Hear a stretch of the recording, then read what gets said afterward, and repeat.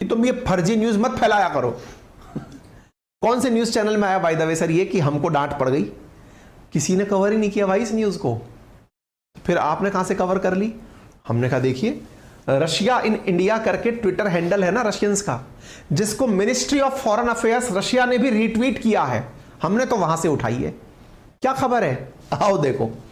Fake exposed, some Indian media continued circulating reports based mainly on the bogus stories of western news agencies, जिनमें से नाम लिया गया है एसोसिएटेड प्रेस का, एजेंसी फ्रांस प्रेस का, ब्लूमबर्ग का और रॉयटर्स का। आसान भाषा में बताएं, आसान भाषा में यह कहा है इंडियन मीडिया वालों से, रशिया इन इंडिया यानी कि रशियन एम्बेसी जो इंडिया में है उसके द्वारा कि सुनो भैया हम तुम्हारी न्यूज पढ़ते हैं और तुम्हारे सबके अखबार भी हम चेक करते हैं, तुम ये जो फर्जी news as it is copy paste करके चला देते हो ना कि वेस्टर्न मीडिया में ये छपा हमने एज इट इज उठा लिया, जो वेस्टर्न मीडिया का न्यूज कॉपी पेस्ट कर रहे हो ये फर्जी न्यूज है, इन्हें मत लो।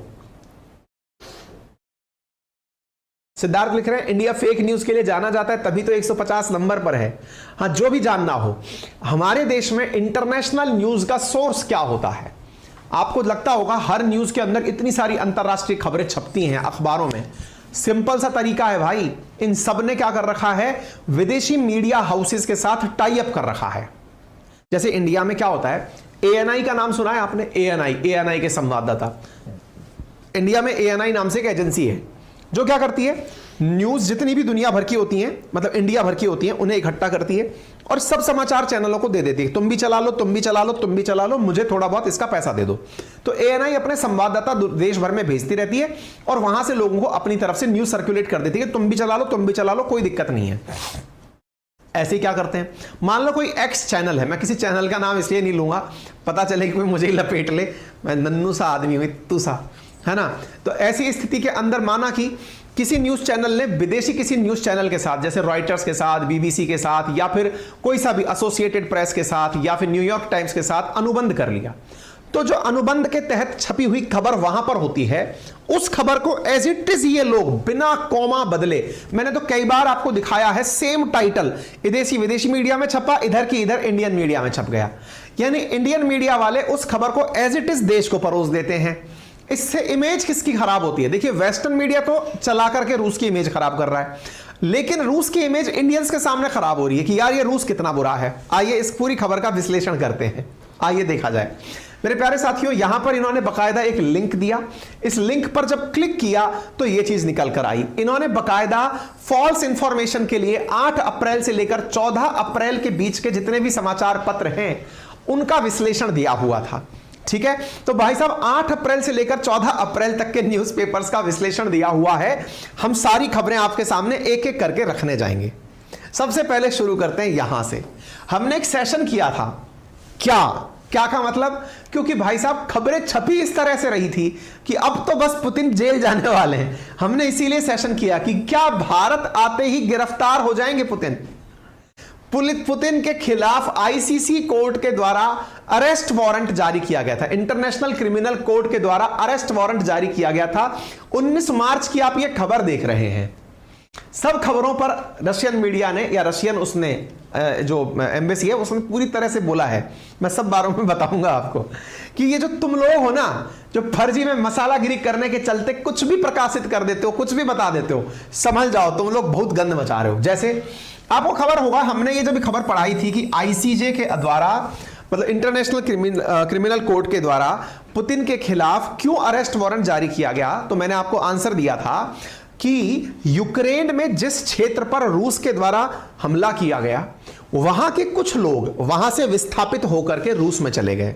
वही जो खैरसान वाला, लोहांस्क और डोनास्क वाला, मारियोपोल वाला जो क्षेत्र है, वहां से निकल करके वो रूस में चले गए। रूस में चले गए तो विस्थापितों में बच्चे भी हुआ करते थे, और तो और उन क्षेत्रों में कुछ ऑर्फेनेज भी थे। ऑर्फेनेज बोले तो अनाथालय भी थे, वहां के बच्चे भी रूस में चले गए। क्योंकि जब हमले हो रहे हैं रूस के द्वारा, कीव के जो मतलब यूक्रेन की जो सेना है उसको टारगेट किया जा रहा है, तो कोई निर्दोष ना मर जाए, तो उस क्षेत्र में जो कि यूक्रेन का क्षेत्र तो है लेकिन वो रशिया के समर्थन वाले क्षेत्र हैं, तो रशिया के समर्थकों को वहां से ले जाकर के रूस ने अपने क्षेत्र में बिठा लिया कि तुम चल के यहां रह लो। मैं एक बार के लिए आपको मैप दिखाता हूं। एक लातविया, लिथुआनिया, ये सब देश एक ही हुआ करते थे। संयुक्त रूप से इन्हें आप यूएसएसआर कहा करते थे, ठीक है। रशिया फिलहाल ये है, यूक्रेन फिलहाल ये है।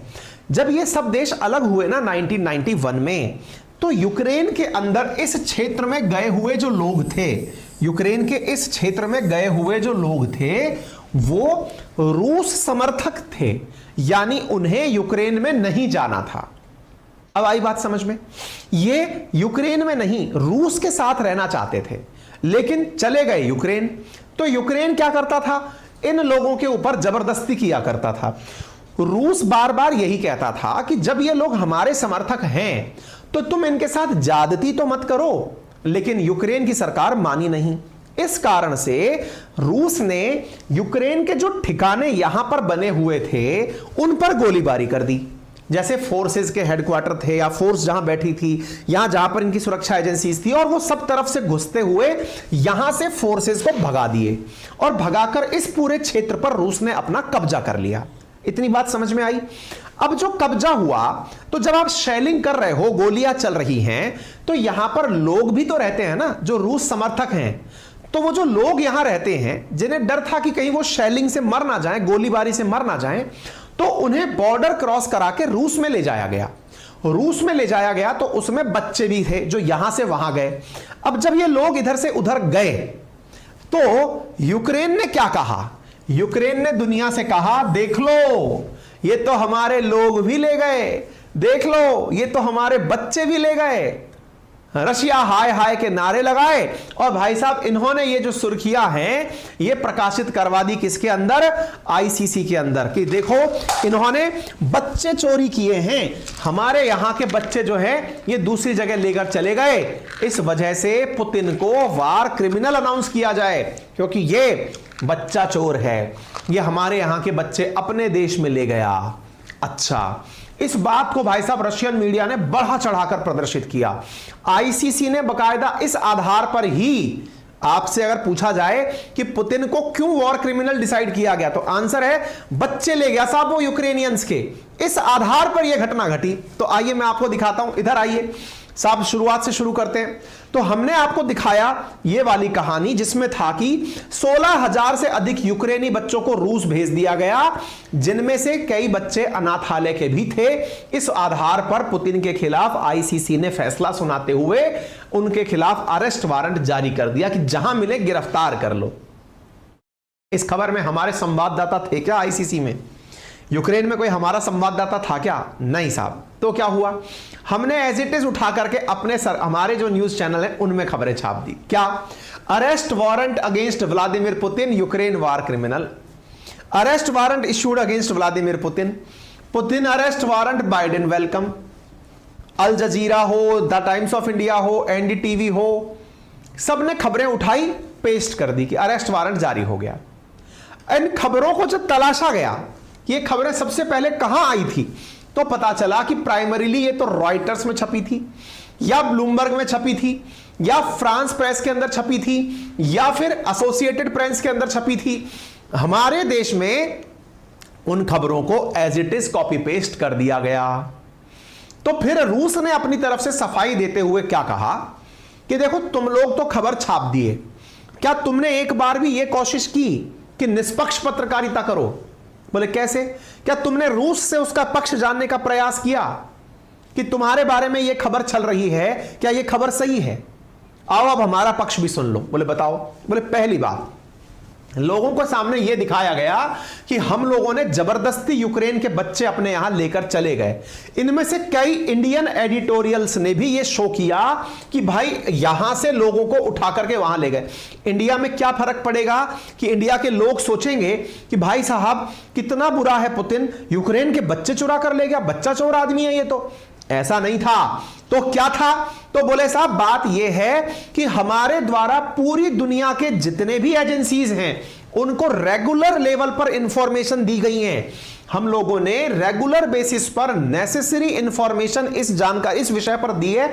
और तो और हमने जब से ये काम हुआ है, यानी कि 24 फरवरी के बाद से ये स्थिति बनी है, तब से चिल्ड्रन राइट मिनिस्टर जो लवोवा बेलोवा हैं, वो हर दिन एक स्पेशल बुलेटिन प्रकाशित करती हैं और उस स्पेशल बुलेटिन में बताती हैं कि रशियन क्षेत्र के द्वारा कितने बच्चे रिसीव किए गए हैं।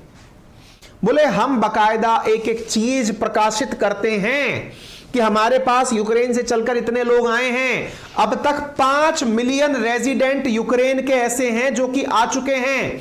रिपब्लिक ऑफ डोनबास से निकलकर हमारे पास 7,30,000 बच्चे, जिनमें से 2,000 बच्चे वो भी हैं जो ऑर्फेनेज से हमारे पास आए हैं, जिनके टीचर और मैनेजमेंट स्टाफ भी हमारे पास रहने आ गए और उनको हमने लीडर ऑफ डोनास्क और जो लोहांस्क क्षेत्र हैं वहां के नेताओं के कहने पर ही अपने क्षेत्र में आने की इजाजत दी है। तो इस चीज को नहीं दिखा सकते थे, दिखा दिए कि पुतिन बच्चा चोर हैं। इन्होंने दूसरे क्षेत्र के बच्चे अपने यहां पर डिपोर्ट कर दिए। बोले अगर ऐसा होता तो पुतिन ये वाली खबर क्यों दिखाते? अपनी मिनिस्टर के साथ में पब्लिकली बैठ करके वो पूछ रहे हैं कि बच्चों के क्या हालचाल हैं। अगर बच्चों के हालचाल पूछने ना होते तो क्या वो ये मीडिया में खबर आने देते? अपने यहां पर कैमरा लगवाकर बातें बुलवा रहे हैं कि बताओ मैडम, वो जो बच्चे यूक्रेन से चलकर आए हैं वो स्वस्थ हैं। और तुम क्या कर रहे हो? Putin alleged war crime, who are Ukrainian children being taken by Russia. ये द गार्जियन की खबर है। Russia deported thousand of Ukrainian childrens. ये सब तुम लोग खबरें दिखा दिखा करके फर्जी खबर बना रहे हो यार। और सुन लो, उनमें से अधिकांश बच्चे हमारे द्वारा अब रिटर्न भी किए जा रहे हैं, क्योंकि अब वो क्षेत्र पूरी तरह शांत हो चुका है। अब जब यूक्रेन से बच्चा कोई वापस अपने क्षेत्र में पहुंचेगा, हम वो भेज रहे हैं वापस। In addition, the Office of Commissioner is actively working on reunification of families, including facilities, return of the children from resident Kherson and Zaporizhia region, as well as other region Ukraine, the ending of children health camps, the territory of, ये सब कुछ इन्होंने कहा कि हम सब कुछ वापस भेज रहे हैं। उम्मीद है आप लोगों को ये वाली बात समझ में आ गई हो। क्लियर है? आगे चलते हैं। दूसरी चीज, रशिया ने कहा कि तुम लोगों ने, अच्छा दूसरी चीज क्या, ये जो खबर थी ना पूरी, ये इंडियन मीडिया में भी एज इट इज छपी थी। हमने इंडियन मीडिया के नाम छुपा दिए हैं। Kyiv condemn kidnapping as Russia, Russia soldier enter orphan in Ukrainian city to take away, Russia has kidnapped over 2000 children, Zelensky ने कहा रशिया अबडक्टेड 2 लाख चिल्ड्रन। ठीक है, इंडियन मीडिया में एज इट इज खबरें छपी। कहां से? जो वेस्टर्न मीडिया में थी वो खबरें as it is Indian media ने छाप दी। रशिया ने कहा अरे भैया, इनको लेने से पहले कम से कम ये तो देख लिया करो कि तुम्हारे पास में ये खबरें आ कहां से रही हैं, दूसरे का पक्ष तो ले लो। अच्छा, आगे बढ़ते हैं, दूसरे पॉइंट की तरफ चलते हैं। और रशिया ने एक चीज और कही कि तुम अपना देखो, 2014 में इसी क्षेत्र के अंदर यूक्रेन के द्वारा बच्चों पर गोलियां चलाई गई थी, उस पर कोई कुछ नहीं बोलेगा। इस पूरे क्षेत्र में यूक्रेन के द्वारा दर्जनों लोग मार दिए गए थे रॉकेट चलाकर, उसके बारे में कोई कुछ नहीं बोलेगा। चलो दूसरा पॉइंट सुन लो अब तुम।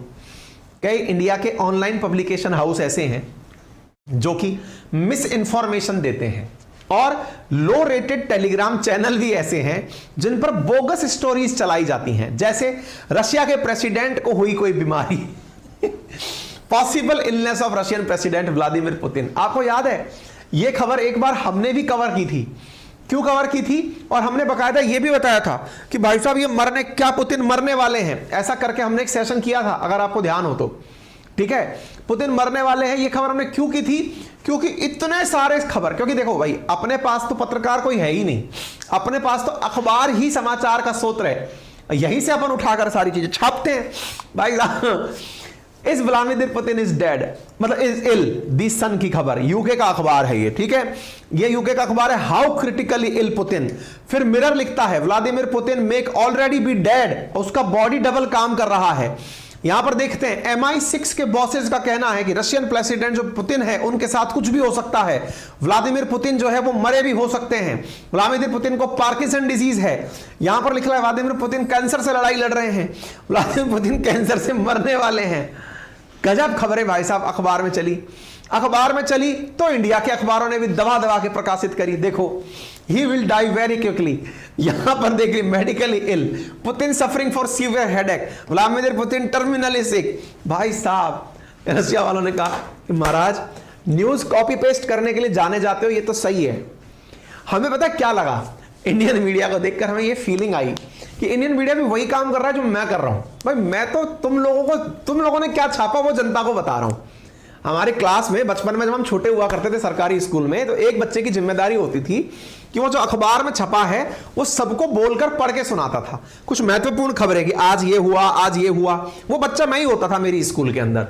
मेरे अंदर ये आदत आ गई कि मुझे अखबार में क्या छपा है वो खबर मैं सुनकर आपको सुनाऊं।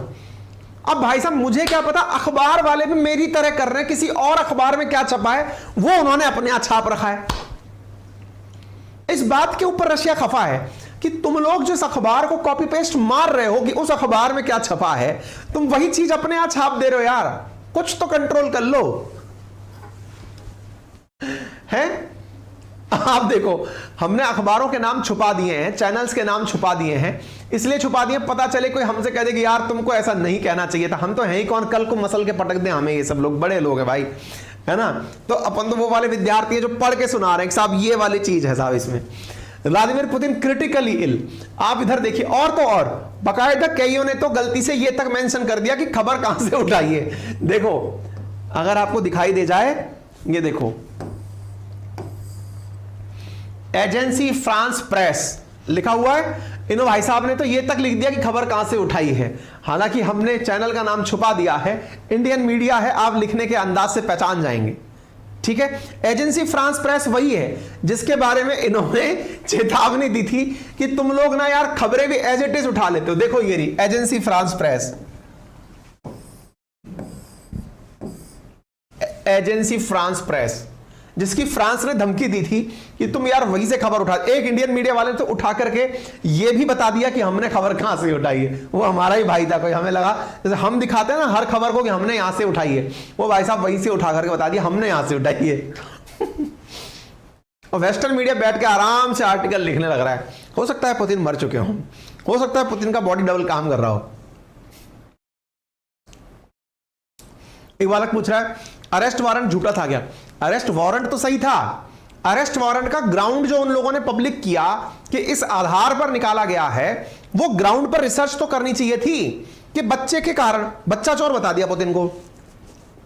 कम से कम ये तो चेक कर लेते कि पुतिन वाकई में ऐसा कर भी रहे हैं कुछ। अच्छा ये कॉमन सेंस भी है यार, कॉमन सेंस वाकई में लगाना चाहिए था। हम तो पत्रकार नहीं है, अदरवाइज ये कॉमन सेंस बनता था कि जब आरोप यह है कि पुतिन ने बच्चे उठा लिए तो भाई उनकी मंत्री पुतिन के सामने आकर ये क्यों बता रही हैं कि सर बच्चे बहुत अच्छे हैं। वो मंत्री बार बार आकर के ये क्यों बता रही हैं इतने बच्चे हमने वापस भेज दिए हैं। अगर कोई व्यक्ति ऐसा काम करता तो फिर अखबार में कभी सुर्खी बनने ही नहीं देता इस बात की। ठीक है, ये हुआ। आगे चलते हैं, तीसरी खबर। बहुत खफा हुए हैं ये लोग। देखो इस चीज में आपको खुश होना चाहिए। कई बार तो ना अंतरराष्ट्रीय मुद्दों पर मैं इंडियन मीडिया से तेज हो जाता हूं। कैसे, मैं दिखाता हूं। प्रमाण है, प्रत्यक्ष को प्रमाण दे रहा हूं भाई। अपने बारे में ज्यादा मतलब वो नहीं कर रहा हूं मैं, सेल्फ बोस्टिंग नहीं है। लेकिन देखो आप यहां पर खबर क्या देख रहे हैं। इन मैडम को पहचान रहे हो आप? यूक्रेन की विदेश मंत्री थी, अभी कुछ दिन पहले इंडिया आई थी। तारीखों पर नजर डालना बस। अपन ने 10 तारीख के आरएनए में इस खबर को कराया था। मैंने आपको बताया था बकायदा ह्यूमैनिटेरियन एड लेने के लिए यूक्रेन की मिनिस्टर इंडिया आ रही हैं। मैंने खबर में क्या डलवाया था, 10 तारीख का प्रमाण है ये। क्या भारत को G20 के लिए मनाने आ रही हैं यूक्रेन की मंत्री, कराया था। मेरे पास तो कोई खबर नहीं थी। अखबारों में क्या लिख रहा था, ह्यूमैनिटेरियन एड के लिए आ रही हैं। अच्छा हम आपको बताएं, मतलब तारीफ में मतलब बातें होनी चाहिए। ये खबर देख लो, 11 अप्रैल की खबर। क्या खबर लिखी है, president Vladimir Zelensky should address G20 summit, ऐसा यूक्रेन की डिप्टी फॉरेन मिनिस्टर ने 11 तारीख को कह दिया। पहले तो इस बारे में थोड़ी तालियां हो जाए कि वाह गुरु वाह। तालियां नहीं, कम से कम लाइक का बटन है वही दबा दो यार, कंजूसों। हाथ उठाओगे इतू सा। वीडियो में नए हो दबा देना, शेयर कर देना, सब्सक्राइब कर देना, इतनी सी चीज मांगते हैं तो उसमें भी कंजूसी करते हो हैं। इधर देखो 11 अप्रैल के दिन ये मैडम मुंह खोलकर कह देती हैं कि G20 समिट में व्लादिमीर जेलेंस्की को बुलाया जाना चाहिए। क्यों भाई? 11 तारीख को आप कह रही हैं हमने एविडेंस के साथ दिखा दिया है, और हमने अपने सेशन में 10 तारीख को तो न्यूज कटवा के अपनी पाठशाला पर डलवा दी थी, चाहो तो चेक कर लो कि यूक्रेन की मिनिस्टर आ रही है और G20 के लिए न्योता चाहती हैं, वो पढ़ा दिया था हमने। हम भी तो कई बार, समझो इंडियन मीडिया की तरह हम भी कई बार विदेशी मीडिया को समझकर अपने हिसाब से प्रोजेक्शन निकाल लेते हैं, खबरें सही हो जाती हैं। अच्छा, इस बात पर लेकिन रशिया नाराज हो गया। हमसे नाराज नहीं हुआ है भाई, ना इस बात पर नाराज हुआ है, रशिया नाराज हुआ है कि यार तुम लोगों ने G20 का मजाक बना दिया है। बोले क्यों? बोले G20 के अंदर ये लोग आकर यूक्रेन की बात करना चाहते हैं। मुझे एक बात बताओ, बकायदा रशिया वालों ने ये कहा कि देखो तुम्हारे यहां का एक टाइम्स न्यूज चैनल है, बकायदा उन्होंने नाम लिया इसलिए हम बता रहे हैं। देखो इन्होंने लिखा है on 11 April Times of India newspaper, Times of India वालों का एक न्यूज चैनल है टाइम्स नाउ के नाम से। इसमें लिखा है published an interview with first deputy foreign minister of Ukrainian Emine Dzhaparova who was visiting New Delhi on 10 or 11. The material contain a good part of anti-Russia thesis. This have already had a dry mouth allegation about war crime of the Russian army, while it is the Ukrainian armed force that are distinguished by such atrocities. And confirmation of this, numerous video evidence available on the internet, groundless accusation of Moscow nuclear blackmailing, although the prevention of nuclear military conflict is the basis of military policy of Russian Federation, and according to the state regulations this type of weapon is exclusively mean of deterrence, the use of which is extreme force of measures. इन्होंने कहा कि उनको बिठा करके times now वालों ने interview लेकर के उससे पूछ रहे हैं कि मैडम न्यूक्लियर बॉम्ब के बारे में भी धमकी देता है क्या रूस?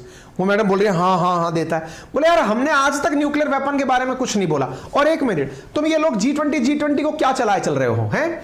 G20 के नाम पर यूक्रेन को बुलाने की बात करते हो तुम लोग। याद करो एक समय अमेरिका ने खुद 2009 के अंदर यह अनाउंस किया था, सेंट पीटर्सबर्ग के अंदर जब ओबामा G20 की बैठक को अध्यक्षता कर रहे थे, तब उन्होंने यह कहा था कि G20 के अंदर कोई भी बायलैटरल मुद्दा डिस्कस नहीं होगा। G20 का कोर एजेंडा दुनिया को वित्तीय संकट से बाहर निकालना है। वित्तीय संकट से बाहर निकालने के लिए G20 की बैठक की जाएगी, ना कि किसी देश का राष्ट्रीय मुद्दा डिस्कस करने के लिए। और तुम लोग यार वही सब चीज भूल गए। आज तुम कहते हो कि रशिया जो है वो ये नहीं होने दे रहा, इंडोनेशिया ये नहीं होने दे रहा, इंडिया ये नहीं होने दे रहा। 2009 का ये डॉक्यूमेंट है, पढ़ लो इसे। Common sense is that the forum need to focus on global social and economic issues. It is participant should not become the hostage of problem that is not its agenda. Russia does not avoid discussion of Ukrainian issue, but this should take place on specialised platform including the United Nation Security Council. जगह तो देखो कि कहां उठाना है उस मुद्दे को। G20 में उठा दो, ब्रिक्स में उठा दो, समिट में उठा दो, G7 में उठा दो। तुम्हारे लिए वो मुद्दा नहीं हो। दुनिया के लिए यूक्रेन इतना कीमती है क्या कि उसको हर जगह उठा दो? दुनिया में 193 देश है, सब देशों में कोई ना कोई संकट चल रहा है, क्यों नहीं उठा लेते उसको अंतरराष्ट्रीय मंच पर? भाई साहब मैं रशिया का स्पोक पर्सन बन गया हूं, बात सही बोल रहे हैं। क्यों नहीं उठा लेते तुम लोग? अगर मुद्दे तुम्हें लगते हैं इतने ही इंपॉर्टेंट हैं तो हर अंतरराष्ट्रीय मुद्दे को डिस्कस करो फिर G20 में। फिर कैसे निपटोगे तुम? बात तो सही है। ये तो इन लोग